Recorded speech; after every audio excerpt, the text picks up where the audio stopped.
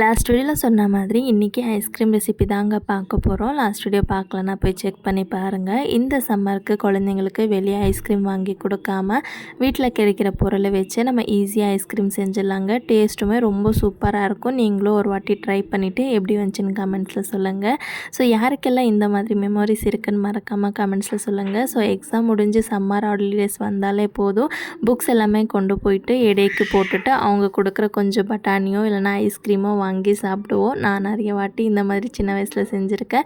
நீங்களும் புக்ஸ் எல்லாமே போட்டு ஐஸ்கிரீம் வாங்கி சாப்பிட்ருக்கீங்களா இல்லையான்னு கமெண்ட்ஸில் சொல்லுங்கள். ஸோ ஐஸ்கிரீம் இப்போ எப்படி பண்ணுறதுன்னு பார்க்கலாமா? ஃபஸ்ட்டு ஒரு மிக்சர் ஜாரில் 10 முந்திரி 10 பாதாம் போட்டு கிரைண்ட் பண்ணிவிட்டு நான் இங்கே 5 வாழைப்பழம் எடுத்திருக்கேன். பெரிய வாழைப்பழம்னா 2 எடுத்துக்கோங்க. இப்போ ஸ்வீட்னஸ்க்கு தகுந்த மாதிரி ப்ரௌன் சுகர் ஆட் பண்ணிவிட்டு ஃப்ளேவருக்காக வெனிலா எசன்ஸ் ஆட் பண்ணிவிட்டு நல்லா காய்ச்சி ஆற வச்ச பால் அது மேலே இருக்கிற ஆடையும் சேர்த்து நல்லா இந்த அளவுக்கு நைஸாக கிரைண்ட் பண்ணி எடுத்துக்கோங்க. இப்போ ஒரு ஏர்டைட் பாக்ஸில் ஆட் பண்ணிவிட்டு ஓவர் நைட் இல்லைனா ஒரு 8 ஹவர்ஸ் ஃப்ரீசரில் வச்சுட்டு நெக்ஸ்ட் டே நீங்கள் ஓப்பன் பண்ணி பார்த்தீங்கன்னா ஐஸ்கிரீம் சூப்பராக செட் ஆகிருக்கும். நீங்கள் ஒரு கரண்டி வச்சு இந்த மாதிரி ஸ்கூப் பண்ணி குழந்தைங்களுக்கு கொடுத்தீங்கன்னா கடையில் சாப்பிட்ற டேஸ்ட்லேயே இருக்கும். கண்டிப்பாக செஞ்சு பார்த்துட்டு எப்படி வந்துச்சுன்னு கமெண்ட்ஸில் சொல்லுங்கள். வீடியோ பிடிச்சா லைக் பண்ணிவிட்டு சேனலை சப்ஸ்கிரைப் பண்ணிக்கோங்க. பாய்.